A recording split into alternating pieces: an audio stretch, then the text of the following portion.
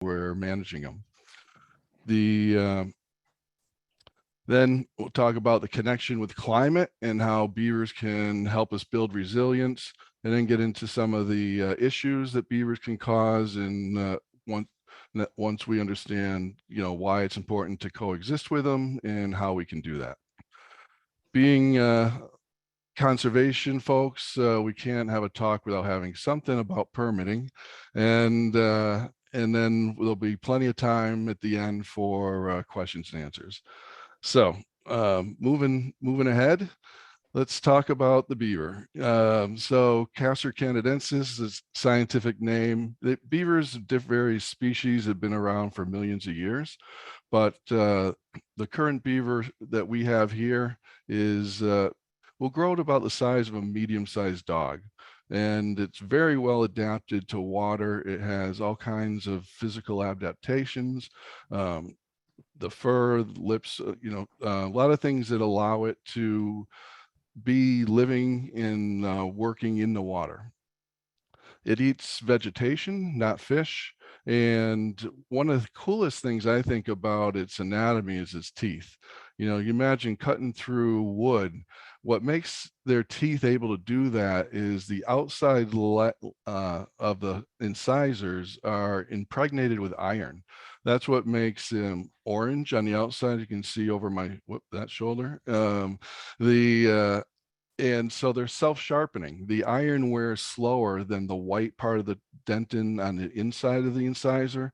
And so as they chew or not grind their teeth, it actually self-sharpens into a wedge shape. So I just think that's pretty cool. But there's a lot of neat things about their biology and their behavior. They mate for life. Typically, there'll be 4 or 5 beavers in a pond if it's been there that long, but only one breeding female. Michael, your screen is not advancing. Oh, it isn't? Nope. Oh, that's weird. Okay. Then, all right. We're still seeing it. Yep, there you go. I have 2 monitors. Sorry, it was advancing on one monitor and not the other one. So my apologies. So let's just catch up here. 40 to 60 pounds, aquatic animal, a lot of adaptations. No fish, self-sharpening teeth. All right. So yeah, typically there'll be 4 or 5 beavers on average in a pond, but it can be many more or just one. Let's see. All right, so that advanced it, right? Yes. Okay, good. So I see you working out in, looks like. Yep, and standing at a beaver dam. Yeah. Yep. Good. So yeah, so beavers will build sometimes big dams like this, and the question is why? Well, it's because they're well adapted to the water, and they've evolved to use that for their own safety. They've been around back when there were saber-toothed tigers and wolves and all kinds of predators, and so they're safe in the water, and so that's what they'll do. They'll also use these ponds to flood trees so they can swim up from the safety of the water up to a tree, chew it down, cut it up for food and building materials. And in our environment where we get winters, unlike this winter, normally with a lot of ice on the ponds, they don't hibernate. So they will store sticks at the bottom of the pond that they'll nibble the bark off for food, and that's how they survive the winter. So they need to have enough depth so that when there's ice, they can still come out, bite off a stick, bring it into their lodge, nibble off the bark. They have very dexterous hands, and they'll take a stick and kind of eat it like a corn on the cob to get all the bark, because they digest the cambium layer, but not the bark or the woody pulp itself. So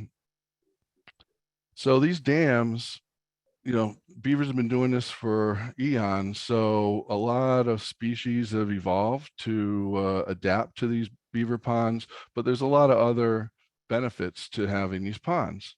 As you folks all know, freshwater wetlands help clean the water, removing pollutants and other unwanted suspended particles and things in the water, making the water that then flows downstream of the beaver dam much cleaner. They'll also, by storing water and slowing it up, it seeps into the ground. So the water tables maintain, it recharges our drinking water aquifers. And what's interesting is when you have beaver ponds, usually they'll make a series of dams.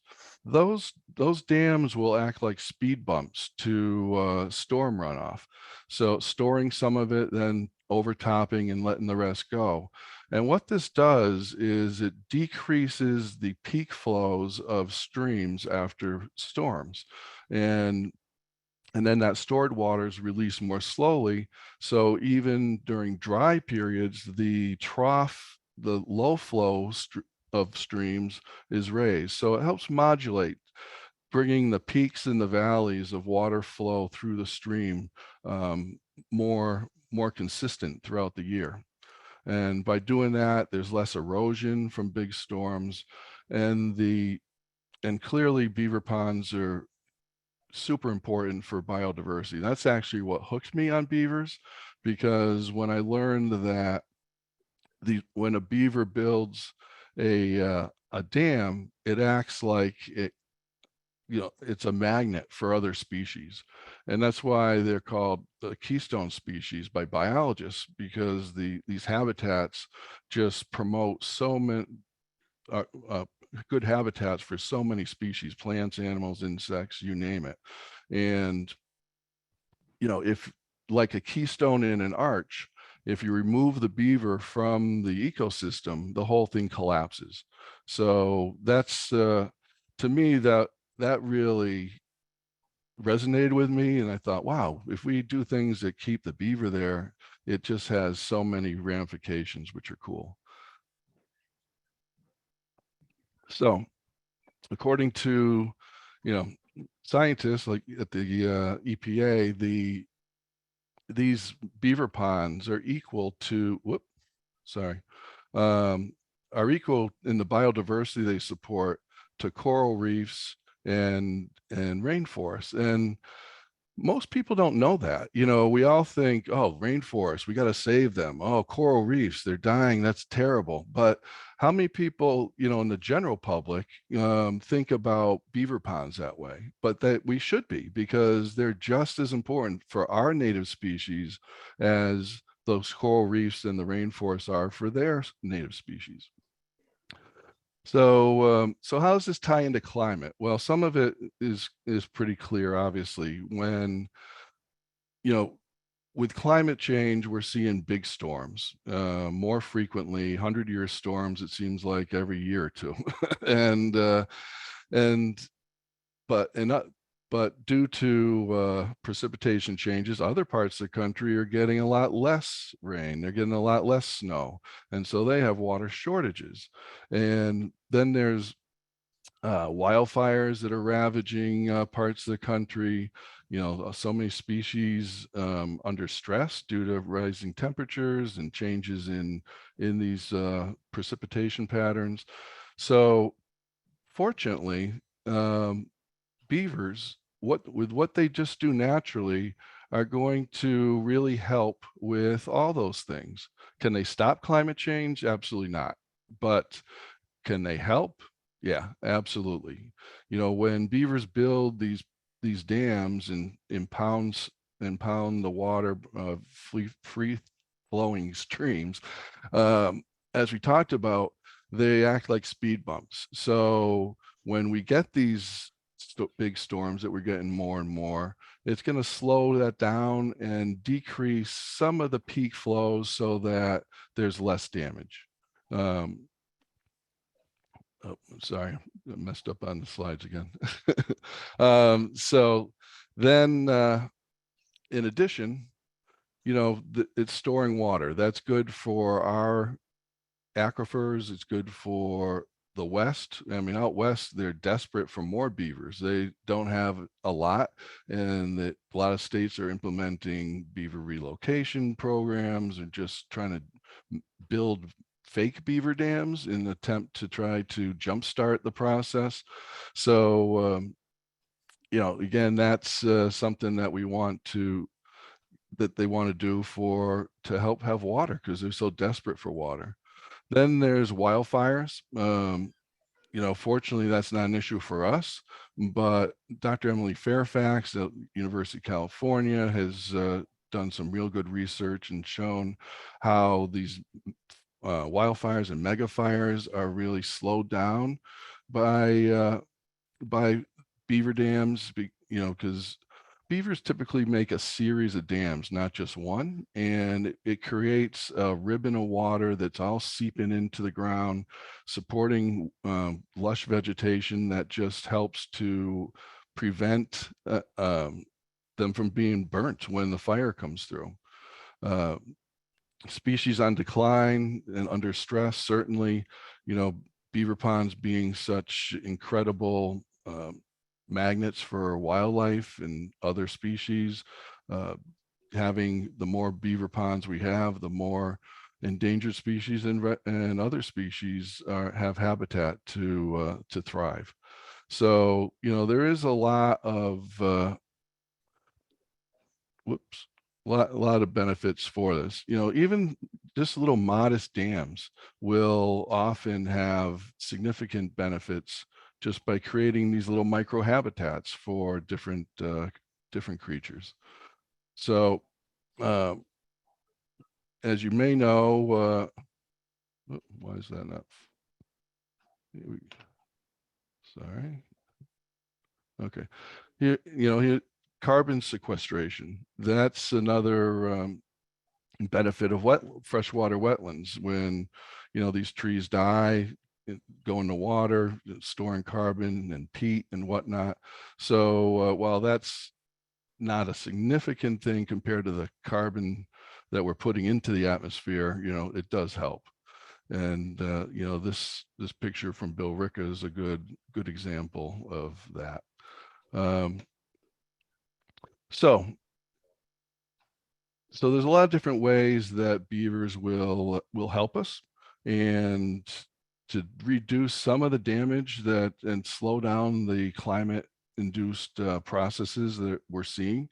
Uh, One thing I didn't mention that is, in addition to slowing down wildfires, having these beaver ponds serve as oases for animals and plants, and then the recovery is much quicker because you have these islands of life that then can spread out.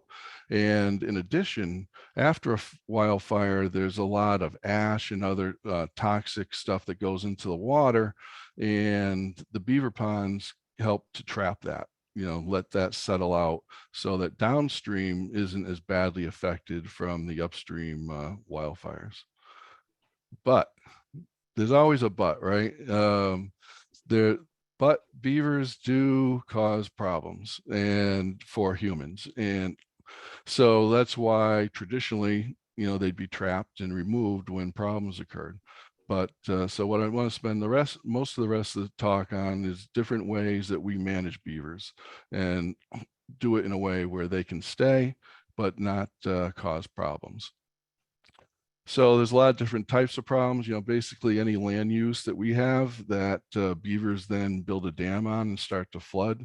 You know, it could be a house, a road, you know, you name agricultural land. So there's a lot of different things that we might have to protect. There's different techniques. Certainly some short-term effective techniques to relieve flooding, for example, would be breaching the dam, letting the water out, open up a block culvert, getting the water flowing through there again. But, you know, the beavers will come out that night. They'll typically repair whatever was removed, and then you're right back where you started. Whereas trapping, that's certainly an option and is legal. The problem is we'll talk about, it doesn't tend to last long, and then when we remove the beavers, we remove the benefits of the beavers. And then finally, the water control devices. Another issue I didn't mention, but it's pretty straightforward, so I'm not going to cover it here, is tree protection. That's a common complaint. And on the Beaver Institute website, as well as our Beaver Solutions website, there's a whole section dedicated to how to protect trees with fencing or other methods. And that's something that homeowners can do very easily and inexpensively. So I just want to mention that as a potential resource. So let's briefly touch upon trapping. There's not a lot to say about it.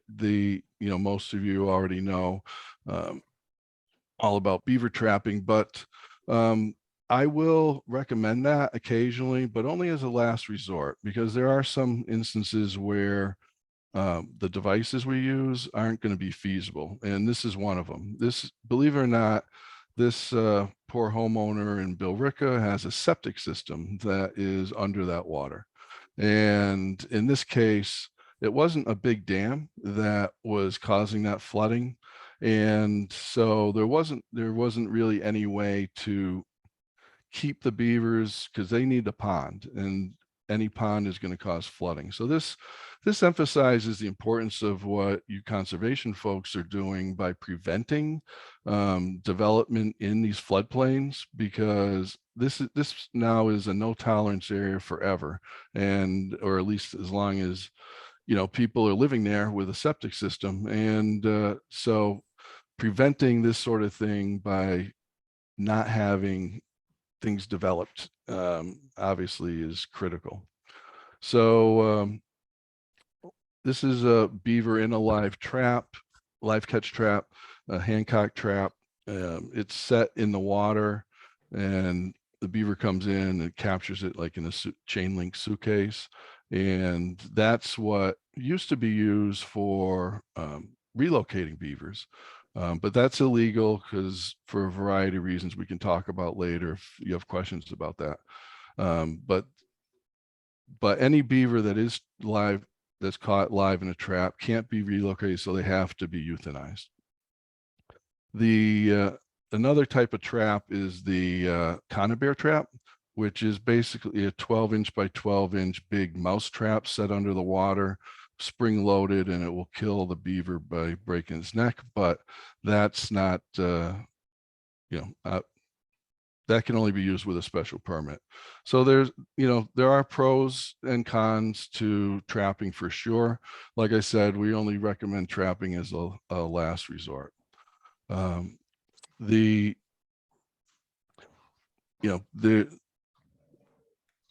most common problem we see are road culverts, because a road bed with a pipe through it probably to a beaver looks like a dam with a hole in it, and they want to fix it, because with a little bit of work they can create a big pond. Here's an example of where block culvert led to a road collapse in North Andover. And let me see if this will play. Yeah. So when a culvert becomes blocked, it very quickly can become an issue, because the water has nowhere to go. And so obviously that's something that we want to avoid whenever possible. Fortunately, nearly every road culvert can be protected with some of the flow devices we're going to be going over shortly. There are four. I'm going to focus on the four most common types of devices that we use. The first one, the flexible pond leveler, is used through freestanding beaver dams to control the water level. And the other three are used on man-made structures, whether it's a culvert, a man-made dam, some sort of man-made drainage structure. So let's start with what we don't want to do. When beavers clog up a pipe, usually we don't know it till it's too late. And as you can see, this is a big waste of, it has to be done if it's blocked, but we don't want to use town resources, time, money, and damage to the infrastructure, like you can see, by you doing this any more than is absolutely necessary. So using these devices will save time, money. It's a win-win for everybody. And so let's, this slide I have just as a reminder that on our website, there's testimonials from various town officials and other people who have experience with these devices. And it basically talks about just how much time and money it saves them, and how life's a lot easier when they don't have to worry about that. So without further ado, let's start with the flexible pond leveler. This picture from Burlington was flooding on the road from a dam that was back from the road, but it raised the water level enough to flood the road, obviously creating a pretty serious safety issue. The materials we use are basic, HDPE pipe that they use for road culverts, and concrete reinforcing mesh, usually epoxy coated or galvanized. And what we'll do is we will assemble it on site next to the dam, and then float it out on these temporary pontoons out to the deepest spot of the pond. And from there, we'll sink it in wherever the deepest spot is and open up a trench in the dam with hand tools. So there's very little stuff that gets washed downstream, and then we use that mud and sticks to cover the pipe over. And we'll put fencing usually on the back side of that pipe so that it will, beavers can't stuff it from that side. And as you can see, the height that we set this pipe is where the water or the pond's going through. So if this water rose any, this pipe would flow faster. And in a drought, it'll stop flowing if the water drops below the high point of the pipe. So I have a diagram I'll show you. So yeah, we control the pond level by the height of that that pipe. The reason it works and the beavers don't plug it up is the intake end. There we have that wire mesh basket with the pipe in the middle, and that's made big enough so that when the beaver swims by, they won't feel or hear any water going into the pipe. So without sensing any water flow out there, what they'll leave this end alone, and then they will focus their attention on patching and putting mud on the dam because they can hear the water coming out, but it won't do any good. The pipe will maintain that steady level.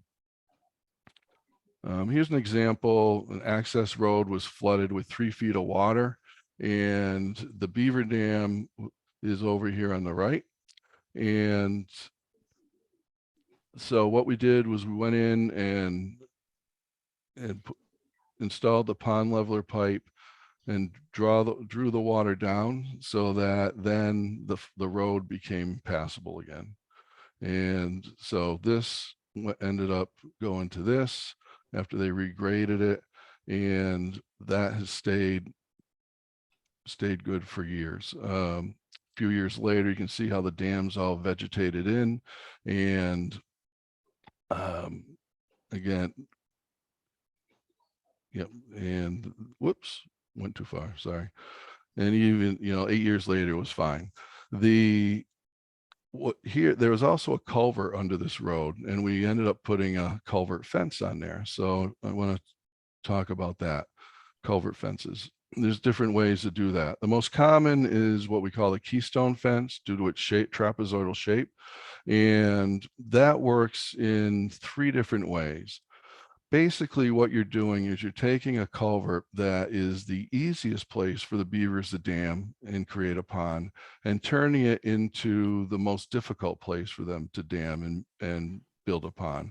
So one reason is the large perimeter. Typically the sides of these fences will be 12 feet long, and the width will be at least double the culvert diameter.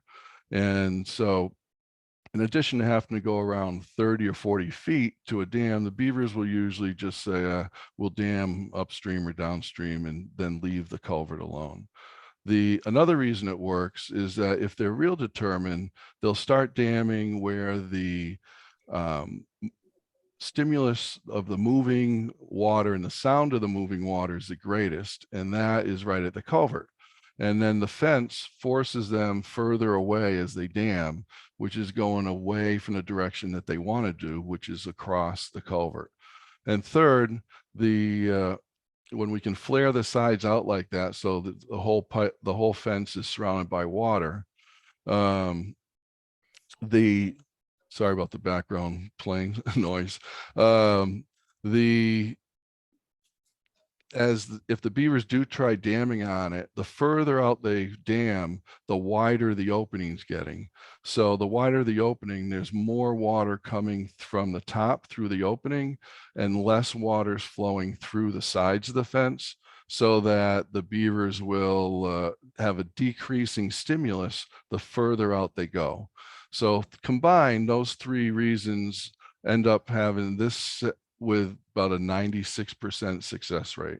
And here's an example from the town of New Marlboro, I believe. Yeah. For years, the highway department was managing this by putting this grate in front of the culvert. And they would come out in the morning, lift the grate, let the mud and sticks flush out, drop the water back down, put the grate back. And then what happened that night? The beaver would come out, plug it back up. And this had been going on for so long that the beaver was it was its routine. And while I was standing there building a fence, the beaver came out and started going in the culvert with sticks and mud. Didn't care that I was there. That's just what it did. You know, it's 8 in the morning, time to plug the culvert. So and then I installed the fence on the culvert. It stopped. After all the, years of this, what the beaver did was just went upstream a little bit and then built the dam there. And there it wasn't bothering anyone. And so, problem solved.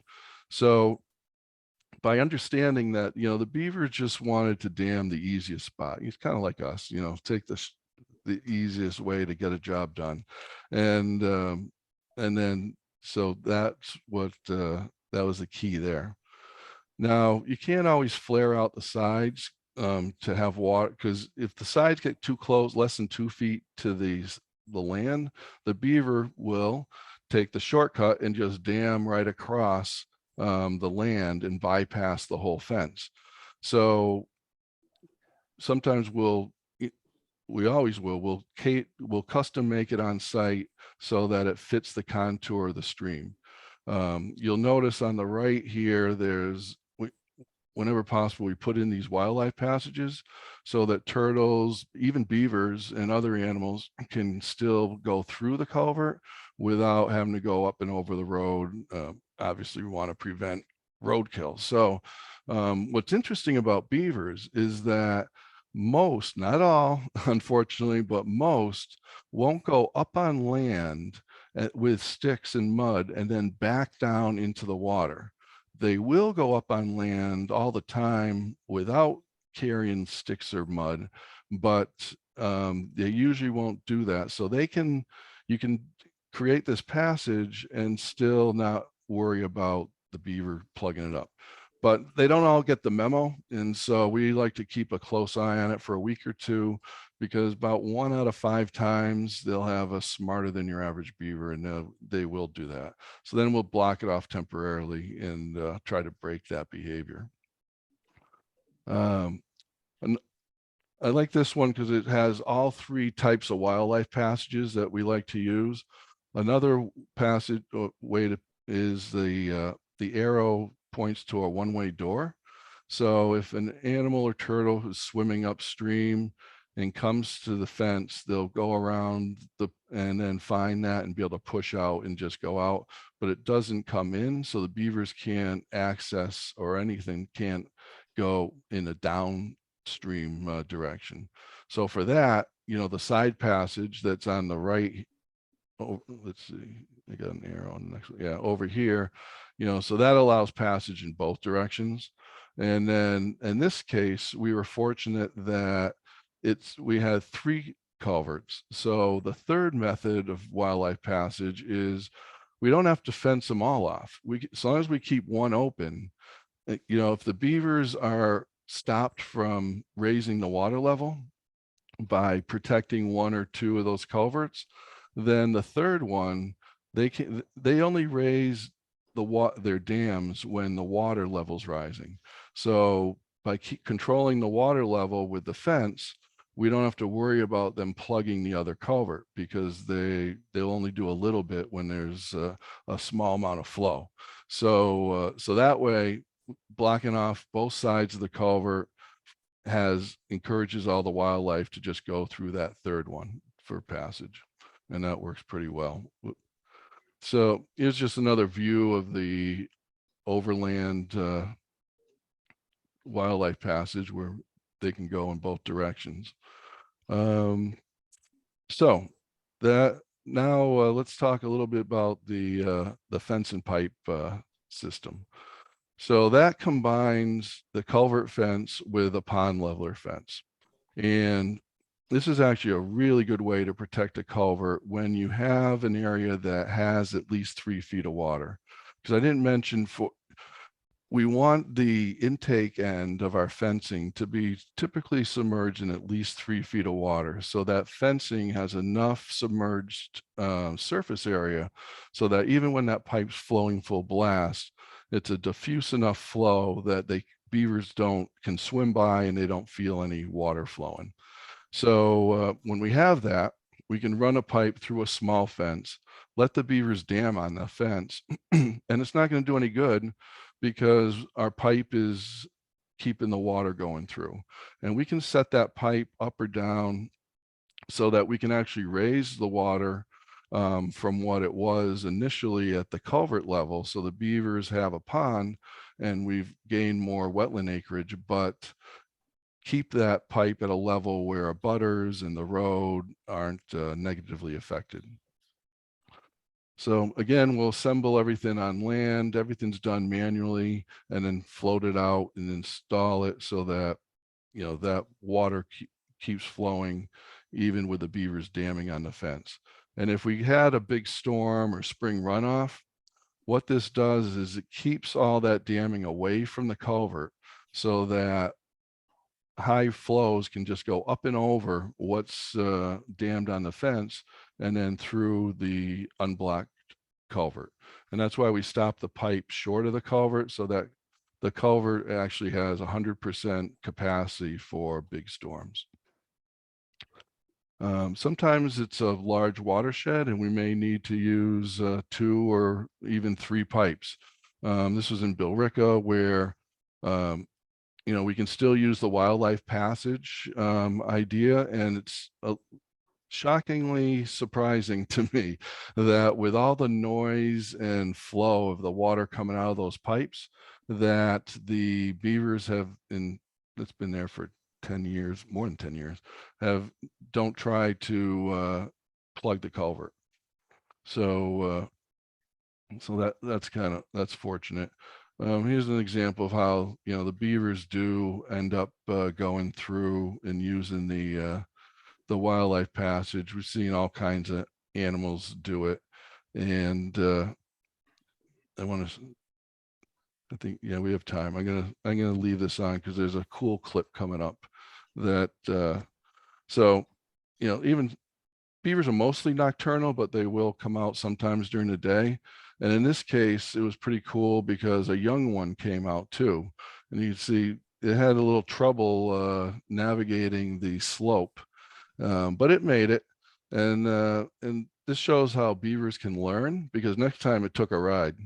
So did you see that on the tail? I think that's pretty cool.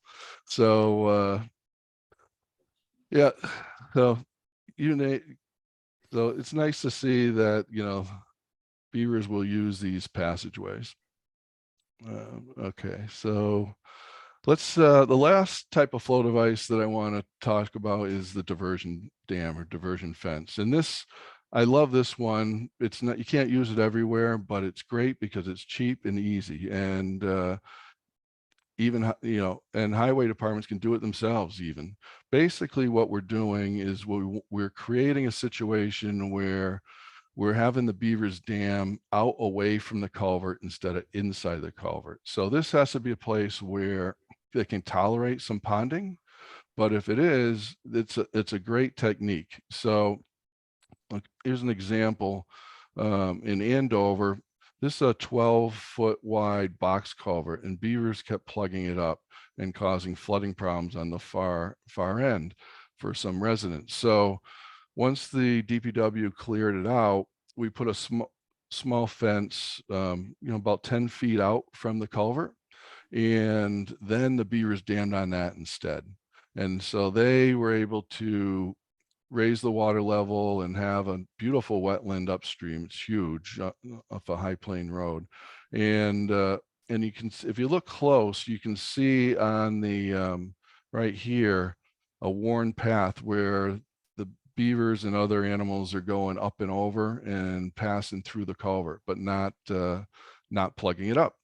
So, because they've got what they need. They've got their pond, so they're just will then use the culvert to travel through. Here's one in Belchertown where you can see the staining on the culvert because the pipe had been plugged for so long, and the highway department got it open. We put this fence out in front of the culvert. Started a little bit with some of the damming materials that were there, and within 2 weeks, it looked like this.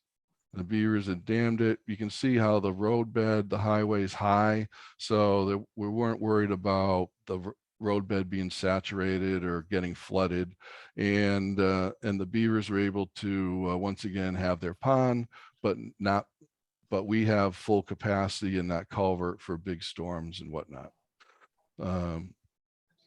Here's a situation out in New Ashford, and where Mass DOT had a plug culvert under the highway Route 7, I think it was, and the water had risen over 20 feet and was flooding over the road. They got it open, and we just put this simple fence across the channel, ran it up here for, to make it a little more difficult to bring damming materials, and the beavers never tried damming on the in the culvert again. But there's plenty of room for turtles and other animals to go under the highway as they would have without the beavers damming.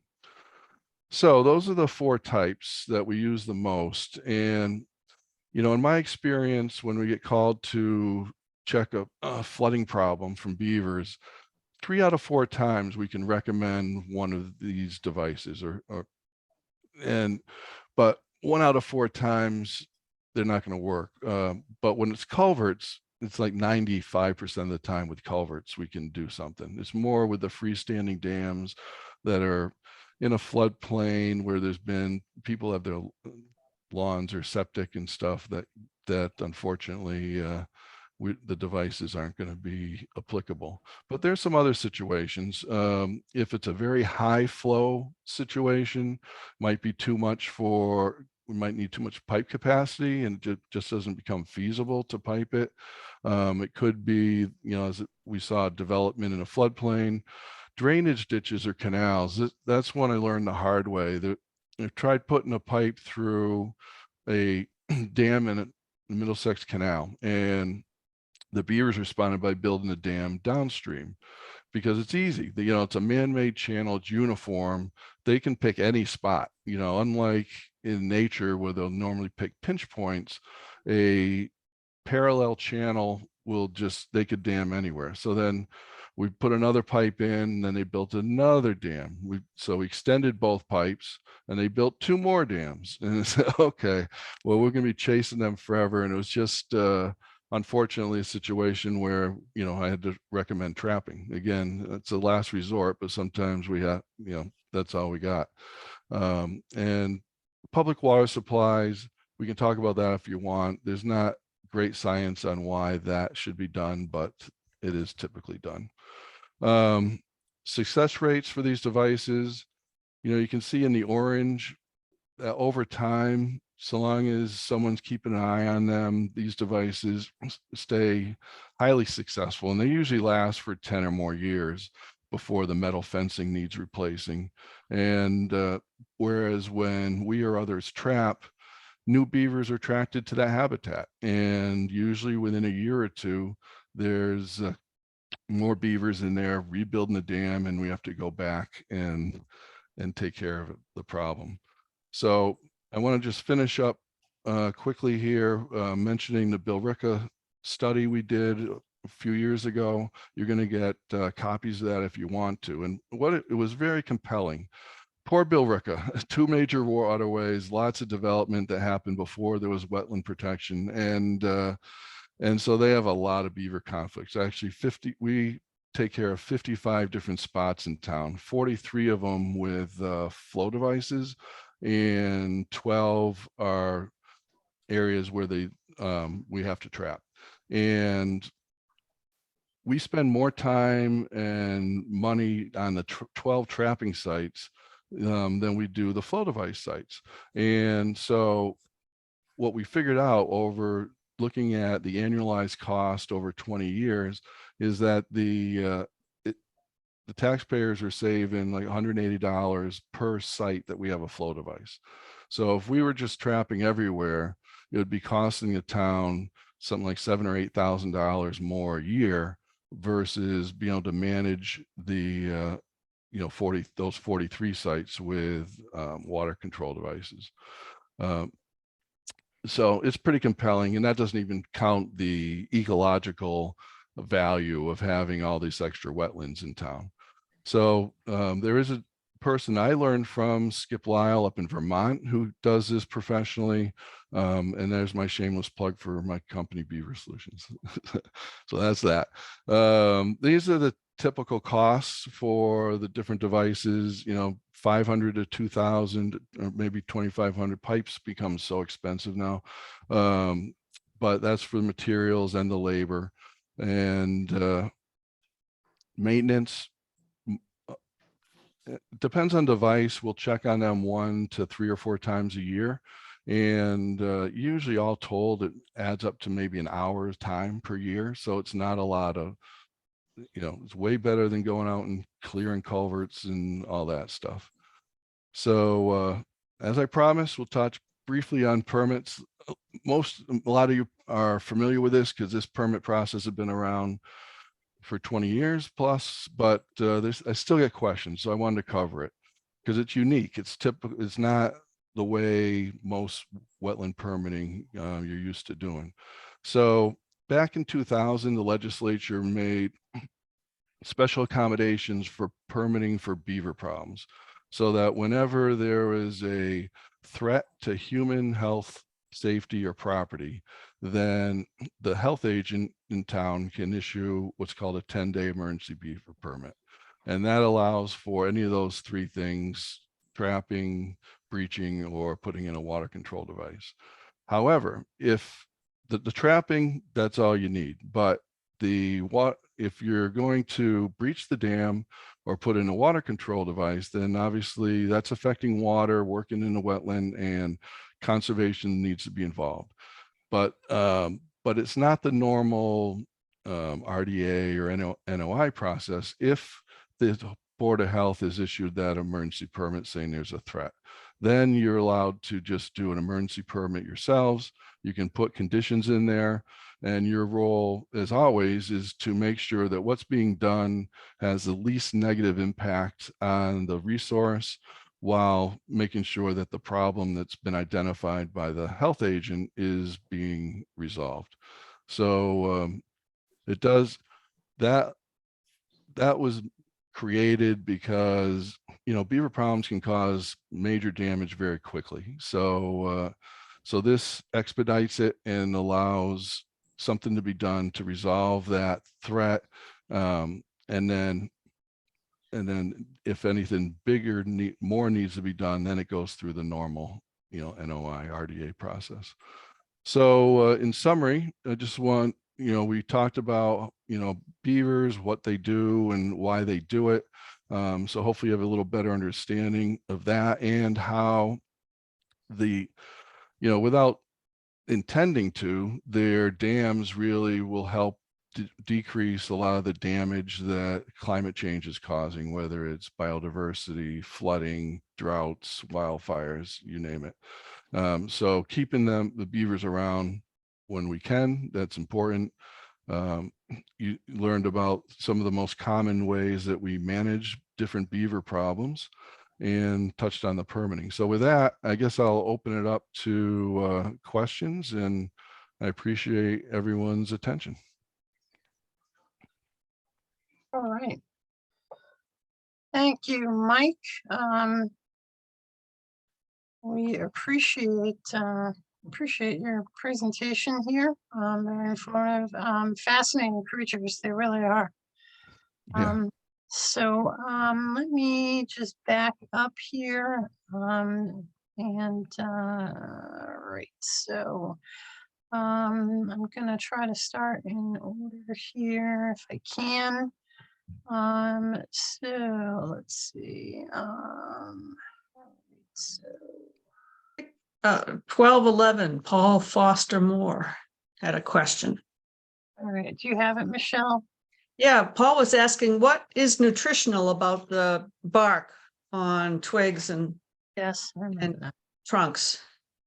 Good question. There's really nothing nutritional in the bark and the pulp of the wood. So what they're trying to get is the cambium layer, the part of the tree that grows, and that has nutrients in it. So that's why you'll see sticks that are stripped of bark, but the sticks are still there, because once they get that cambium layer off, that's what they're interested in eating. Now they'll eat the twigs and the leaves, and they have that digestive process where it goes through their system twice, so that they can digest the cellulose.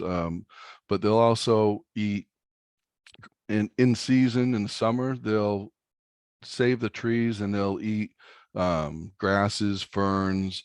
They love cattails and water lilies, and they'll eat the greens of those in the summer, and they can live all winter long on the tubers of those plants. They're so high in starch, so like potatoes, and they'll dig up the tubers and they can eat those.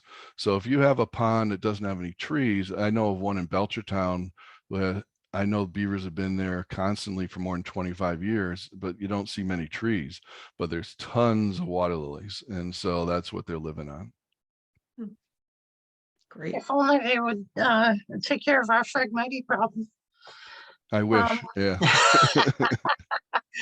All right, so then we had a question about from Chris Yarworth, which is an interesting one.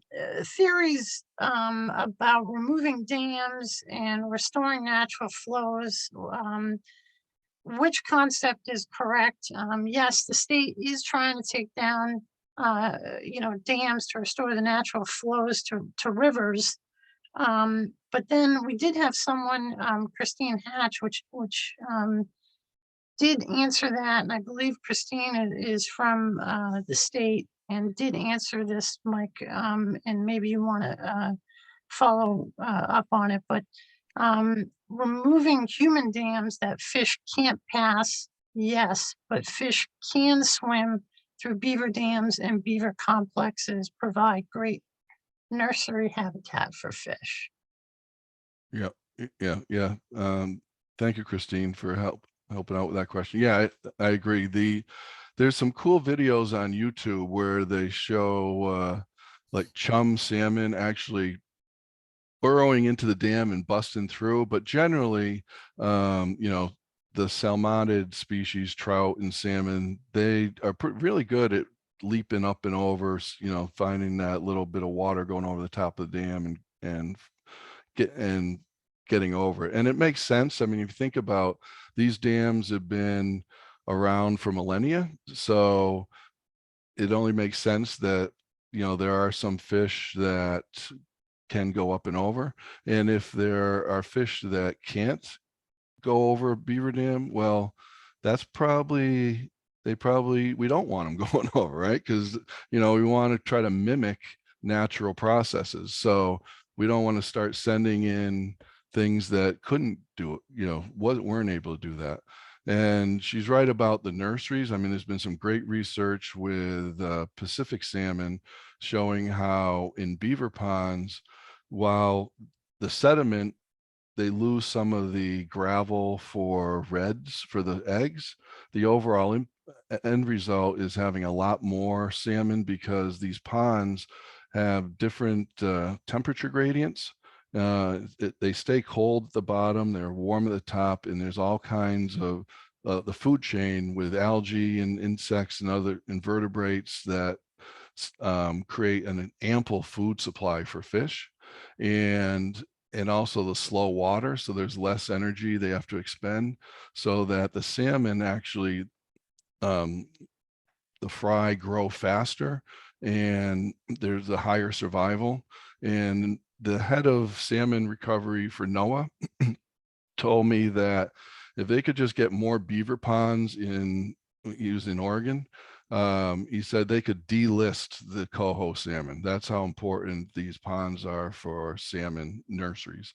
So yeah, unfortunately, a lot of people look at those and immediately think it's an obstacle, and there are still people that are well-meaning but trying to help the salmon that are ripping out beaver dams, mostly in the Maritimes for Atlantic salmon, but it's really it has the opposite effect. So it's really good to have those for the fish. All right, Mike, can you speak to the reason why do once trapped, why do these why do these little guys have to be euthanized? Oh, okay. Yeah. Why we can't relocate them? In Yep. some states they can because they don't have enough beavers. But here, beavers are pretty much in all the habitats that they can be. So decades ago, when beavers first returned to Massachusetts in the 1930s, and when there were problems, Fish and Wildlife would relocate them to, suitable habitat where they weren't going to have conflicts with people. But now there really aren't those places. And so they don't want people moving wildlife that might cause problems for another property owner, but they also are somewhat concerned, even though with beavers it doesn't apply much because they isolate themselves, but moving an animal that could have a disease, beavers aren't a vector for rabies because they do isolate themselves and they don't eat meat, but there are other diseases. They don't want a diseased animal being moved. And it actually makes some sense from the beaver point of view too. Well, not if you're killed, killed, but if beavers are territorial. So if you're going to relocate a beaver, you want to move the entire family and you want to do it in a way where they're going to a suitable habitat that doesn't have other beavers. Otherwise, the beavers that are there are going to attack those beavers to keep them out because they want to protect their limited food supply. So that's the one time beavers will get aggressive, really, unless they're feeling threatened, is if they will protect their territory. They actually put signposts, beavers of mud and castor with their scent in it, that stakes out the perimeter of their ponds saying, this is active, stay out. But yeah, so for those reasons, it's actually illegal to relocate any wildlife in Massachusetts, not just beavers. So all those have-a-heart traps really aren't legal, but that's the reasoning. Okay. We've got an interesting question here. Per the audio attraction, have you tried to use recordings to attract beavers to specific floodplain wetland enhancement areas? No, particularly here where, if it's, we have beavers everywhere, so we don't need to attract them. They're going to find it. Every year when in the spring, the 2-year-old beavers become sexually mature, they will leave their parents' pond and to find a mate and to find suitable habitat. So that's one of the reasons, the main reason why after trapping, it usually doesn't last long, because the next spring you've got beavers looking for a home. And because they have to find a place that doesn't have other beavers, nature abhors a vacuum, right? So you remove beavers in one spot, new ones are going to find it. Okay. If a beaver is on town land, but the flooding is happening on private land, on a private landowners, who's responsible for the cost? Good question.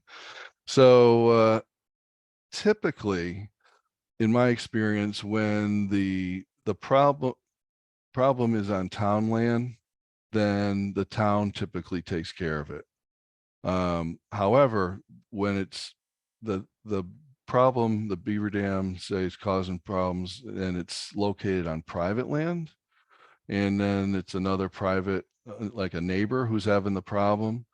What I've been told, now I'm not a lawyer, but I've been told in Massachusetts courts have determined that because beavers are wild animals and not under the control of the property owner, that the property owner is not financially responsible for resolving the problem, but the property owner has to allow someone who is having a problem to come onto their property and resolve it in a legal manner.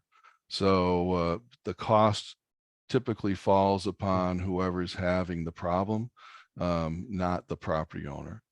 Now, if it's a town-owned property like a road culvert, that's always the town, because or if it's, even if it's on private property, if it's a man-made structure, I'm pretty sure the property owner is the one that's responsible.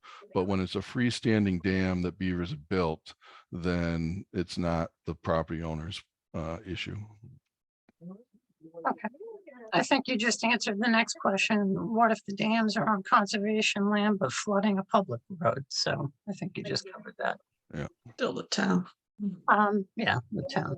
All right, so, do other New England states have similar permitting processes like Massachusetts? No, actually ours is unique. So for in Connecticut, the Board of Health isn't involved. No other states that I'm aware of, it's the Board of Health. I think that's unique to us. So what typically happens, say in Connecticut, because I work in Connecticut some, is that they have inland wetlands commissions, similar to our conservation commissions, and they're the ones that oversee it. And the state agency, DEEP, is the one that's responsible for issuing trapping permits. Okay. The town of Dalton trapped beaver at its backup reservoir for drinking water. Is there a safe alternative? Well, without knowing specifics about the site, I can't say, but I'll touch on the whole water quality thing. Beavers are mammals, and therefore they are capable of being carriers of an intestinal parasite called Giardia and another one called Cryptosporidium. And those parasites can cause in humans diarrhea, vomiting, a significant gastrointestinal disease, which if it was an infant or someone immunocompromised could be, even life-threatening. There's antibiotics for it. I've had it twice. I splash around in beaver ponds all the time. So it's not a high risk, but it's there. It's an identified risk. Where it becomes murky is that beavers aren't the only animals that can carry that. I believe like 1/3 of humans carry it without symptoms, and other animals. Herons can carry it, muskrats, all kinds of other animals that also are in the wetlands. So you remove the beaver, okay, there's one less animal that can carry it, but how are you going to stop herons from coming and going? How do you, and muskrats and any other mammal? So it's really not, I understand why it's done, but it's not strong science. Typically, these animals will catch it from humans that have, where a septic system got flooded, or people are camping and not disposing of their waste properly. So then it gets in the water, and then the animals pick it up. Yeah, so it's but it is what it is. So it's difficult to get out of the water to filter, I'm told. And so, understandably, public health concerns are, have to be prioritized. Great, thank you. What are the chances Massachusetts eventually allows for beaver relocation? Could you repeat that? What about beaver relocation? in What Mass? are what are the chances Massachusetts eventually allows for beaver relocation? Probably zero, because there's not really a need for it. Because we have beavers pretty much everywhere. There's not so much down in southeastern Mass where they used to get rid of any beavers or muskrats due to concerns about the cranberry bogs and they didn't want burrowing into the dikes. But nature will relocate beavers in and of, on its own. So we don't need humans intervening and doing that, I don't think. Beavers can travel quite a distance both by waterways or even over land. They don't like to go on land, but they will, if the habitat's suitable, a beaver will find it. Okay. Can you talk a little bit about beaver dam flow devices and fish passage? Yes. Sorry about that. Yeah. Yeah. I did some work partnering with people out in the Pacific Northwest, and we developed we call the Snohomish Pond Leveler, because out there they fortunately still have salmon, unlike us. And so obviously we need to make sure that those fish are migrating back from the sea, getting back to their spawning grounds and not getting in the way. When it comes to the culvert fences, those usually aren't an issue. 6-inch by 6-inch mesh is generally enough to let those big fish through. Here, we don't have any fish that we have to worry about from that. The Snohomish Pond Leveler, you can Google it. There's a video on YouTube we have that shows how it works, but basically it slows down the water in the pipe, allows fish to swim through and migrate upstream through the pipe and out into the pond through the caging. But the fence and pipe device,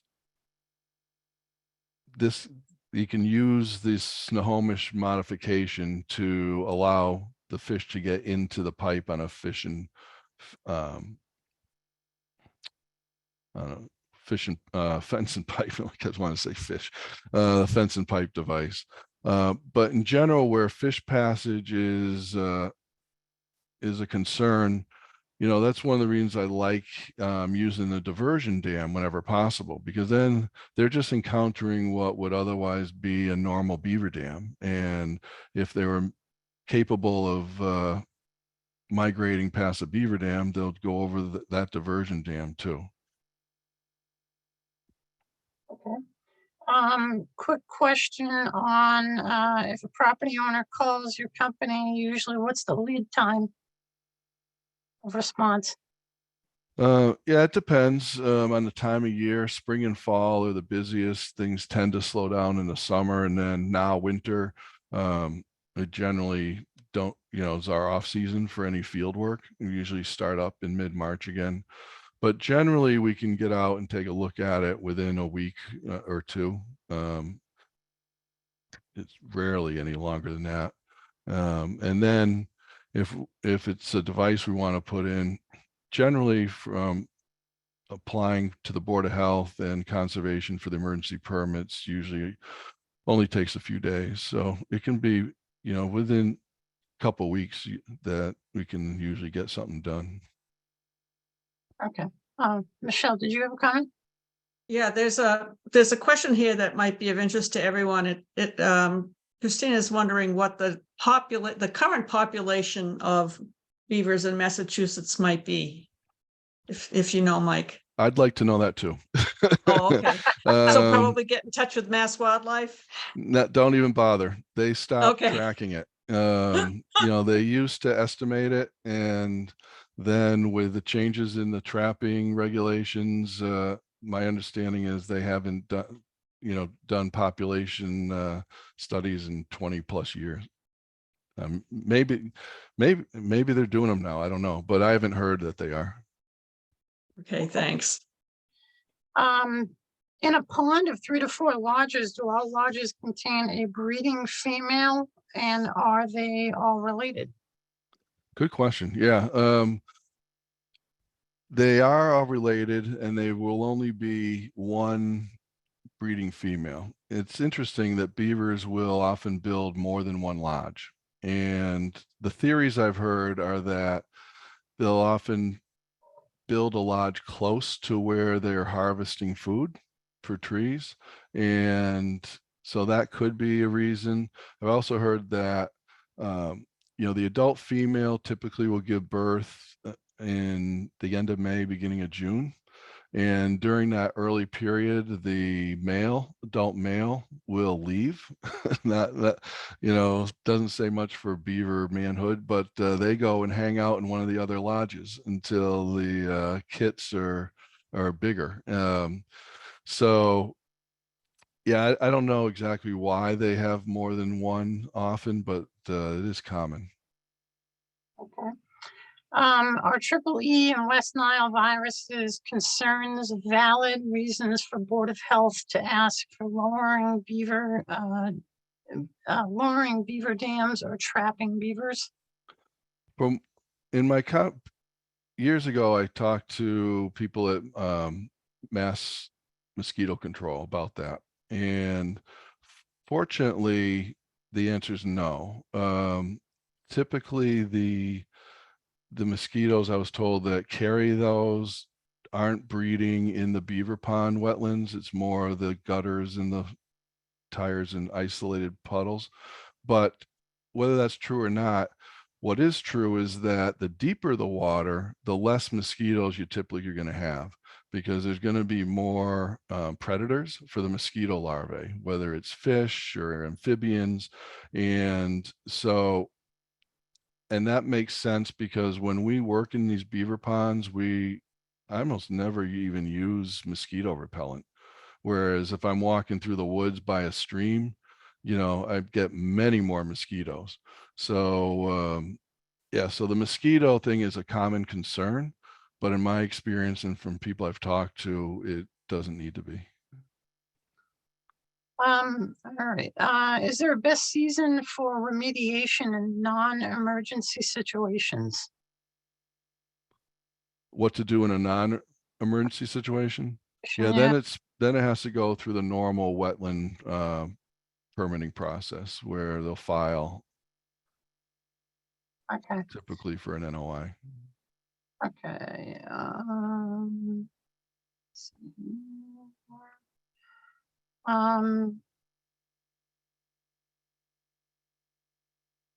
Where can folks go for more information about beavers? Do you have additional webinars or classes that you provide? I just Yeah. added a couple of links. Okay, thank you, Michelle. Yeah. You're getting a lot of kudos, Mike, in the chat. You probably Thank you, see. everyone. It seems like I've pretty much gotten a lot about all the questions here. Great. But yeah, partnering with Board of Health and partnering with your obviously partnering with Conservation Commission are key. Yeah, and along those lines, I'll just emphasize, even in the guidelines from DPH and DEP, talks about the importance of developing a good working relationship between the Board of Health and CONSCOM. So there's good communication, and that I find always helps to make the process go much smoother, when everyone's working on the same page. All right, we just had a question come in on how do they do with contaminated runoff, fertilizers, etc.? how they determine the runoff for fertilizers. Is that what How do they do with contaminated runoff and fertilizers, et cetera? Well, when there's a beaver dam, that helps to reduce that. The aquatic vegetation will uptake. There'll be some sedimentation. I mean, yeah, of suspended particles. In fact, there's a lot of research that's starting to be done in the Midwest, trying to reduce algae blooms in the Great Lakes by either having beavers or more commonly building what they call beaver dam analogs, which are man-made fake beaver dams, but act to slow down the water when it comes off agricultural fields. And by doing that, they've shown that the water that's flowing into the lakes downstream is cleaner.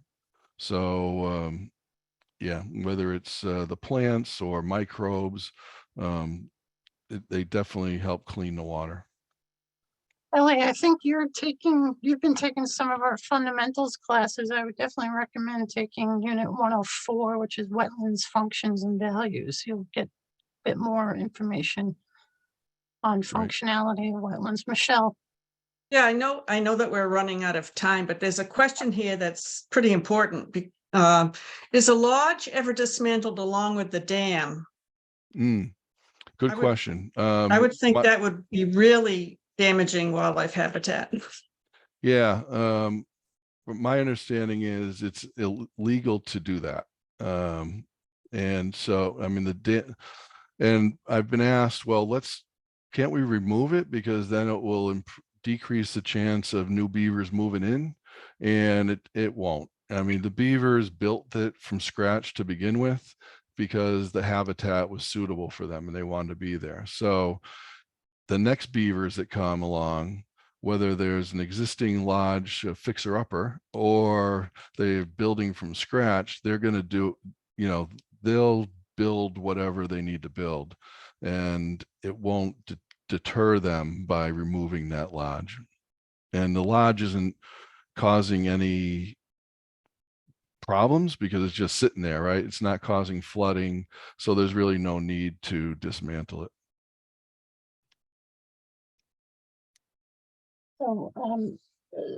so to bring that down to a 2000 level, Mike, it's really probably important to leave the lodge because there's a lot of probably disease vectors in there as well. And if you dismantle that lodge, you could be putting that into the water. It's probably Maybe, another I don't know. I mean, it's not like